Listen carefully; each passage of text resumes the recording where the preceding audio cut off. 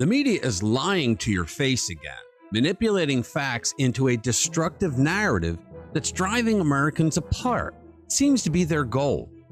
You're being told that a simple administrative action by the Justice Department is somehow reversing decades of civil rights progress. But what you'll soon discover reveals just how desperate the establishment has become to paint this administration as the villain.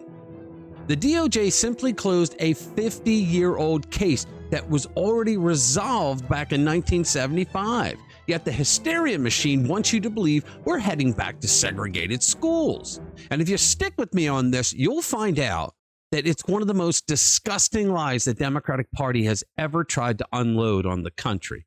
Let's get into it. Hey guys, welcome back to the channel. So here we are again. Another day, another manufactured outrage from the Democrats' bootlicking media establishment. Their latest target, a routine Justice Department filing that's being twisted into some kind of sinister attack on civil rights. The headlines would make you think we're turning back to the old Jim Crow days. But here's what they really don't want you to understand. This case was already resolved almost half a century ago. In other words, this case is not being reopened. It's not being relitigated. It's not being changed in any way, shape, or form. Let me walk you through this because it perfectly illustrates how desperate the anti-Trump resistance forces have become. They're grasping at legal paperwork to fabricate moral panic, and they think you're too stupid to notice. The story begins in 1966. The Department of Justice filed a lawsuit to desegregate schools in Plaquemines Parish, Louisiana.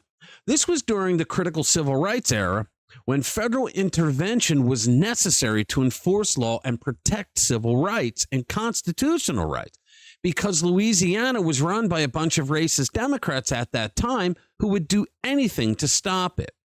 You know, it's amazing how the Democratic Party has turned it into a sport to blame the Republicans for doing everything they did over the history of their party, including how they twisted segregation and slavery by making you believe that they've been fighting for black people in this country since the beginning of the country. And the truth is, the absolute truth is that the Democrats were behind everything evil that ever happened to black Americans as a major political party.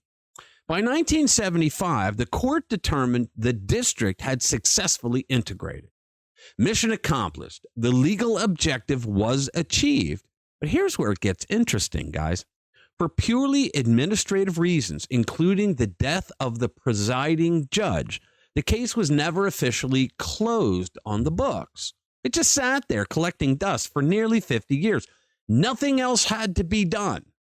During all this time, not a single action was taken by any party involved because there was nothing to be done. The schools were integrated. Yet this small Louisiana school district with fewer than 4,000 students had to keep submitting paperwork year after year. They had to dedicate staff time, resources, and taxpayer dollars to comply with a court order that had already achieved its purpose 2 generations ago. Now think about that. A school district forced to waste educational resources on bureaucratic busywork instead of teaching children, all to satisfy a legal ghost from 1966 that had already been put to rest. So what did the Justice Department under the Trump administration do? They cleaned up the paperwork. They moved to formally dismiss a case that was already resolved years ago, decades ago. Assistant Attorney General Harmeet K. Dillon made it crystal clear, quote, "No longer will the Plaquemines Parish School Board have to devote precious local resources over an integration issue that ended 2 generations ago." This wasn't some radical move to undermine civil rights. It was basic legal housekeeping. It's what lawyers do, the kind of administrative cleanup that happens in courthouses across America every single day. But that's not the story you're being told, is it? No. According to the hysteria merchants, this routine filing somehow returns a signal to segregated schools. Let me remind people that it wasn't the Republicans who segregated schools. It was the Democrats that did that. The Republicans were the ones that desegregated schools because they were the party of Lincoln. The Republicans started as the abolitionist party. So these morons in the fake news media want you to believe that after hundreds of years of having the same policies on civil rights, that the Republicans under Trump would suddenly do a U-turn and start acting like Democrats. It's one of the most disgusting lies the Democrats have told to date. But don't fret, guys, because I think to use race mongering for political power shows just how desperate these Democrats are, because they've lost everything. And that's a good thing for America. It's as if they think the minute the paperwork was filed, schools across America started putting up whites only signs. It's not just dishonest. It's insultingly stupid. Let's be absolutely clear about something. Brown versus Board of Education is still the law of the land. It was decided in 1954, and it remains binding precedent today. No administrative filing by the DOJ can change Supreme Court precedent. If any school district in America tried to implement racial segregation policies today, they would be immediately challenged in court, and they would lose. Period. End of story. So when critics shriek about resegregation, what are they actually talking about? They can't be talking about legal segregation because that remains unconstitutional. What they're really referring to is demographic patterns. The fact that some schools have more students of one race than another due to housing patterns, neighborhood demographics, and parental choice. But that's not segregation as defined by law.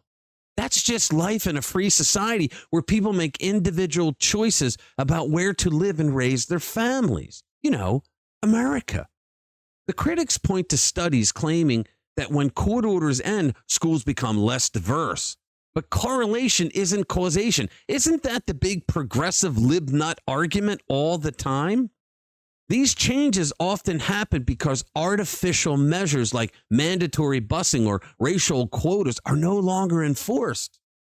Without those mandates, school populations naturally reflect the neighborhoods they serve. That's not segregation, guys. It's local education. And here's something the hand-wringers conveniently ignore. There are more than 130 school districts across the South under similar DOJ desegregation orders. If the Trump administration were on some crusade to dismantle civil rights protections, why would they only address cases that have been inactive for decades? The answer is simple, because this isn't about rolling back rights. Not at all.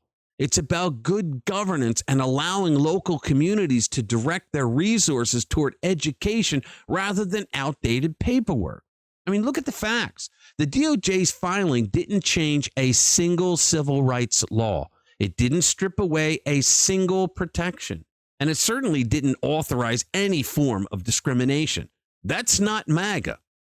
What it did do was free up resources both at the local level and within the Justice Department itself to focus on actual ongoing civil rights issues. But the story doesn't generate clicks, does it? It doesn't fit the Trump administration is evil narrative that drives ratings and ad revenue for the fake news media. So instead, we get hysterical claims about segregation returning to America's schools based on what exactly? The formal closure of a case that was substantively resolved in 1975? Really? This is why trust in the media is at historic lows. This is why Americans increasingly turn to alternative sources for information, because the established media outlets have abandoned their duty to inform in favor of their desire to inflame. And the people who suffer most from this dishonesty are the very students these critics claim to care about. While we waste time arguing about phantom threats to civil rights, real educational challenges go unaddressed. Schools in many parts of America are failing their students. Test scores are declining. Graduates are unprepared for college or careers. These are the real issues we should be focusing on. Instead, we're debating the administrative closure of a 50-year-old case that accomplished its purpose 2 generations ago and remains law. So the next time you see a headline claiming the sky is falling because of some routine government action, remember this story. Remember how the simple act of legal housekeeping was transformed into a fictional assault on civil rights. And remember who benefits from keeping Americans divided and afraid. It's not you. It's not your community. It's the people who profit from conflict and chaos. The truth is, America has made enormous progress on civil rights. We are a more equal, more just society than we've ever been. The progress isn't fragile enough to be undone by closing an inactive court case from 1966.